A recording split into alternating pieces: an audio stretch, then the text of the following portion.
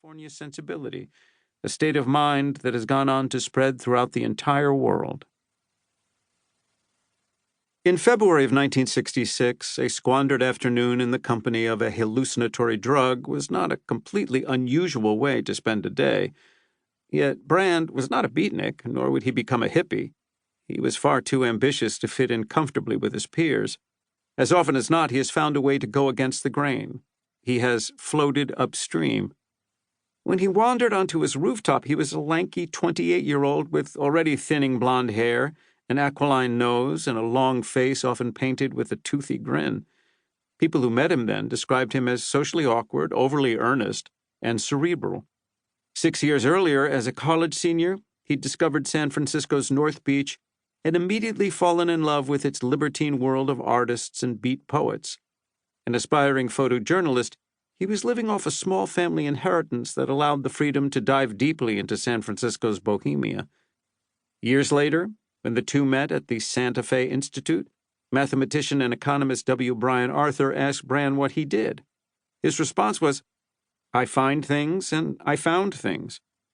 Many of the things that Brand has attempted in the past 6 decades would fail, but some have succeeded spectacularly. He has retained an uncanny ability to stumble into trends early and sometimes to create them. One of the most important roles he has played, first for the counterculture generation and more recently for millennials, is as a model for how to live one's life. Steve Jobs fastened onto the Brand approach in recounting his own life in his influential 2005 Stanford commencement address.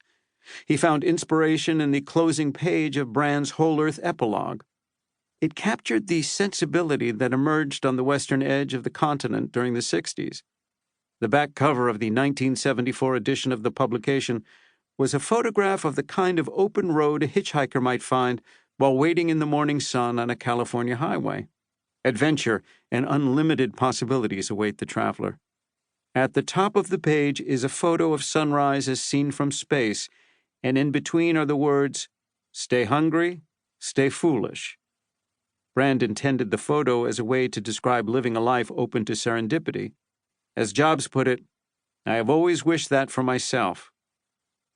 Telling the story of Stewart Brand's life poses a puzzle, for he isn't someone who can be neatly categorized.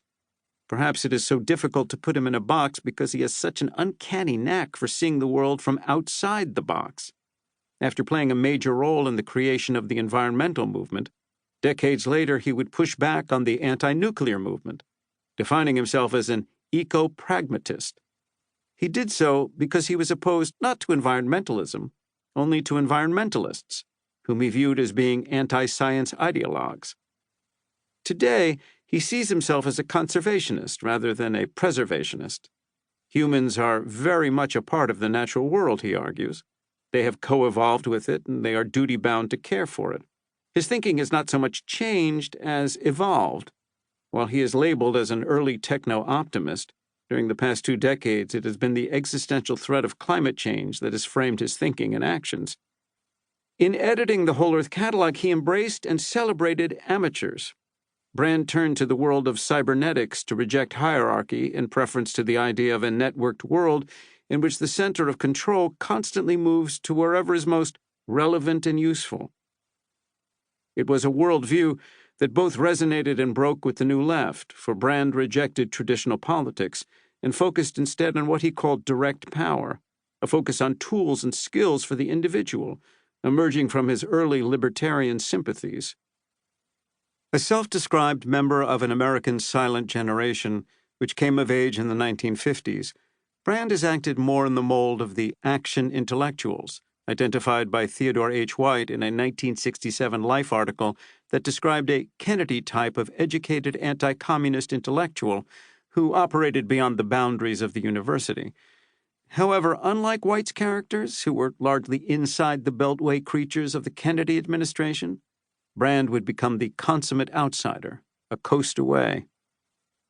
He has reinvented himself frequently enough that it is tempting to describe him as a Zelig, for decades turning up seemingly everywhere as new things were developing.